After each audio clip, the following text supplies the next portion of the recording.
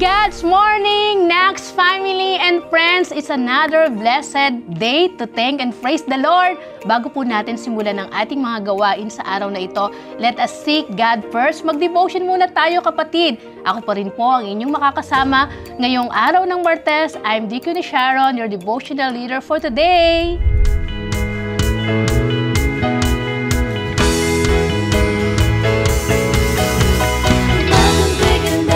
Jesus ang kasama, umagang kay ganda si Jesus ang kasama, umagang kay ganda si Jesus ang kasama, na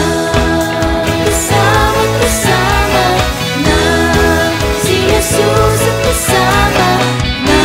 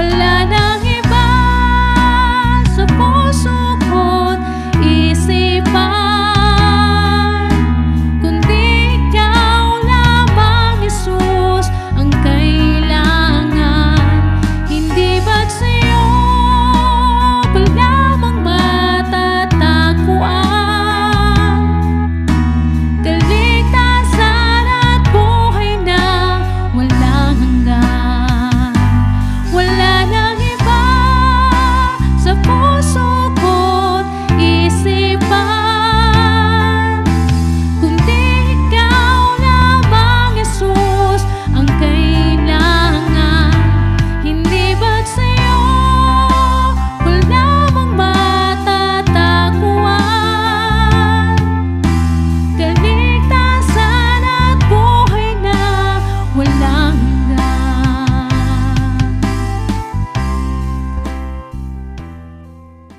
Amen! Purihin po ang Panginoon sa mensahe ng awit na ating napakinggan.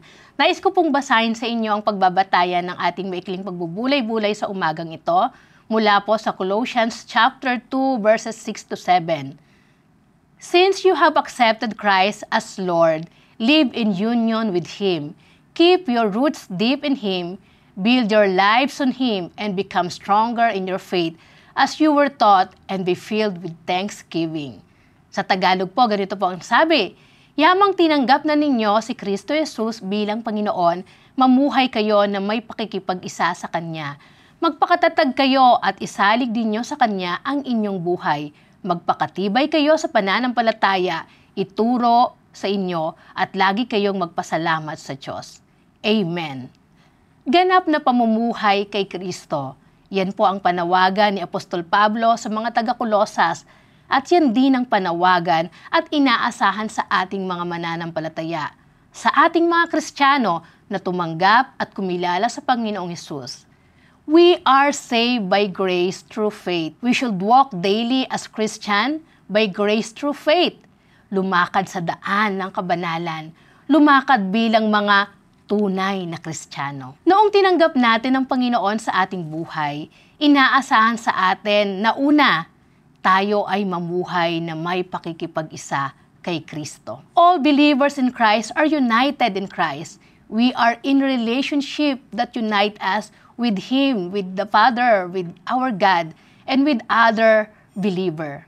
Dahil meron na tayong relasyon sa Panginoon bilang Kanyang mga anak at sa ating kapwa bilang mga kapatid kay Kristo. Sa ating mga gawa, sa ating mga paglilingkod ay dapat naiisa ang ating hangarin. At ito ay ang layuning mapapurihan ang Diyos. Bagamat tayong mga Kristiyano ay mayroong pagkakaiba-iba, magkakaiba tayo ng ugali, magkakaiba tayo ng pag-iisip at magkakaiba rin tayo ng mga kaparaanan. Tayo ay pinagbubuklid pa rin ng iisang layunin at pananampalataya. At dahil tayo ay isang katawan na ang ulo ay ang Panginoon, ang dapat na lagi nating hangarin ay ang ikabubuti ng ating kapwa. Bagamat meron tayong mga differences, we will always strive to work in unity. Hindi natin hahangarin na saktan, siraan, hilain pababa ang isang kapatid sa pananampalataya. Anumang gawa na magkukos ng divisyon, ng pagkakawatak-watak at pagkakabaha-bahagi ng katawan ng Diyos, ng simbahan, ay Kanyang ikalulungkod. Hindi ito ang gusto ng Panginoon, sapagkat ang layunin niya para sa atin, tayo ay magkaisa sa pananampalataya at sa pag-ibig. Be united. Pangalawa pong tagubilin ni Pablo, ang sabi niya sa ating teksto, magpakatatag kayo at isalig ninyo ang inyong buhay. Be rooted and build up in Christ. Ano bang ibig sabihin ng nakaugat kay Kristo? It means being strengthened in faith, obeying the teaching of God's Word. It means remaining in Him and become fruitful in all we do for the glory of God. Ang ating pananampalataya ay nakaugat sa salita ng Diyos sa aral ng Biblia. Hindi ito basta ikinuwento lang o narinig mo lang na sinabi sa iyo, kundi personal mong naranasan ang Diyos sa buhay mo. At ang Kanyang mga salita sa Biblia ay siyang matibay na pinanghahawakan mo. Ang salita ng Diyos ang matibay na saligan ng ating pananampalataya. Kaya ano man ang gawin ng kaaway upang subuking bunutin at ilayo tayo sa Diyos, hindi tayo agad mabubuwal kasi deeply rooted tayo kay Kristo, deeply rooted tayo sa salita ng Diyos. Kaya para mas maging malalim pa tayo sa ating pananampalataya, mga kapatid, we must spend time for our personal growth through studying the Word of God and prayer. Kapatid, how is your prayer life? How is your daily personal devotion in the Word of God? Pangatlo pong tagubilin mula sa ating teksto, magpakatibay kayo sa pananampalatayang itinuro sa inyo at lagi kayong magpasalamat sa Diyos. Amen. Hindi laging madali ang buhay, lalong hindi laging madaling magpaka-Kristiyano sa mundong puno ng kasamaan, puno ng temptation, ng maraming maling katuruan na nagliligaw sa atin. Kaya we must stand firm in our faith. Magpakatibay tayo sa ating pananampalataya. Huwag nating bigyan ng pagkakataon ng kaaway na pumasok sa ating buhay. Huwag tayong magpadaig sa tukso.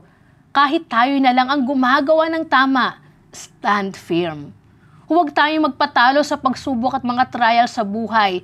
Stand firm, stand still. At yung last phrase dun sa ating text, ang isa sa paborito kong aral lagi ni Apostol Pablo sa kanyang mga sulat sa mga churches.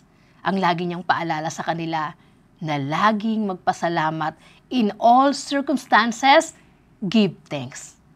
Yan ang hindi dapat mawala sa atin.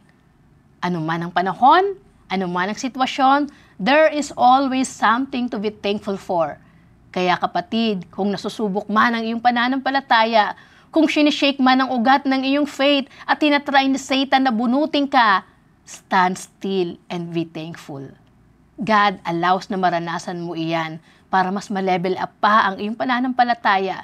He allows those circumstances to strengthen our faith upang mas maging malalim pa tayo sa ating pananampalataya sa Kanya. Kapatid, ang paalala sa atin ng ating teksto sa araw na ito, stand firm in faith and be united in Christ. Nang sa gayon, magagawa nating humayo at ipagpatuloy ang misyon ng mga naunang alagad to go forward in mission, to share the gospel, to share the love of God to all. Amen. Manalangin tayo. Purihin ka aming Panginoon sa iyong kadakilaan, sa iyong kabutihan, sa iyong pag-ibig sa amin, Panginoon. Salamat po sa iyong mga salita, sa paalala ng iyong mga salita, Panginoon, na patuloy na nagre-remind sa amin kung paanong mamuhay na ganap bilang mga Kristiyano. Ikaw na pinagmula ng aming pananampalataya, ang dalangin namin, Panginoon, na sa lahat ng pagkakataon, matunghayan mo po kami na nananatiling matatag sa aming pananampalataya.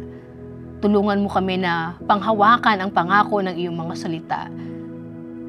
At ang dalangin namin na sa patuloy naming paglago, O Lord, ang iyong mga salita na aming napapakinggan, na aming pinapag-aralan, Panginoon, hindi lang manatili sa aming mga ulo, Panginoon, kung hindi makita, mag-manifest, mag-reflect sa aming mga buhay, Panginoon. Mamuhay kami bilang mga ganap na Kristiyano na tinawag mo, Panginoon. At ang dalangin namin, Panginoon, anumang kaharapin, anumang circumstances na dumating sa aming buhay, sa tulong mo, sa tulong ng biyaya mo, Panginoon, mapagtagumpayan po namin ito sapagkat ikaw ang Diyos na laging nasa amin, ikaw ang Diyos na laging tumutulong sa amin. Give us, Lord, courage and boldness to share the gospel, to share your love, Panginoon, sa ibang mga tao. Tulungan mo, Panginoon, na kami na iyong mga anak ay patuloy na magkaisa sa pananampalataya at paglilingkod na walang ibang itinataas kung hindi ikaw lamang. Sa aming mga gawa, sa aming mga paglilingkod, Lord, hindi po kami maitaas kung hindi ikaw lamang po ang mapapurihan. Salamat, Panginoon, sa kabutihan mo. Salamat sa paalalang ito ng iyong mga salita. Dalangin ko po sa iyo, Panginoon, sa araw na ito, ang mga kapatid na kasama kong dumudulog sa panalangin ngayon, anuman ang panalangin ng kanilang puso ay dinggin mo, O Diyos. Ipagkaloob mo po ito sang-ayon sa iyong kalooban. Ang mga papasok sa school, sa work, Panginoon, anuman ang aming agenda, anuman ang aming gagawin sa araw na ito, samahan mo kami, Panginoon, at pagtagumpayin mo po kami. Salamat po, O Diyos, sa iyo ang kapurihan, sa iyo ang pasasalamat, sa dakilang pangalan ni Jesus. Amen and amen. Amen! Maraming salamat pong muli sa inyong pakikinig at pagsama sa ating morning devotion. Nawa po na pagpala kayo ng salita ng Diyos na ating napakinggan sa araw na ito. I'd like to shout out and greet a happy birthday sa isa sa ating avid worshiper na kasama natin lagi sa ating online ministry ng ating simbahan. Si Sister Lourdes Rivera Vides. Happy birthday po. May God bless you more. Happy birthday po, Ate Lourdes. At kung kaarawan niyo po ngayon, ang nagdidiwang kayo ng inyong anibersaryo, maligayang kaarawan po and happy anniversary. May God bless you more. At muli po mga kapatid, kung kayo po ay napagpala at nais niyong mag-share, magbahagi ng blessing sa ating church, nariyan po sa ibaba ang ating bank account and GCash account. na kung saan maaari nyo pong i-deposito ang inyong mga kaloob. And please don't forget to like and share this video para marami pang kapatid, kapamilya, kapuso ang makarinig ng mabuting balita. And again, thank you so much everyone for worshiping and joining with us today. See you again next Tuesday and every day. God bless!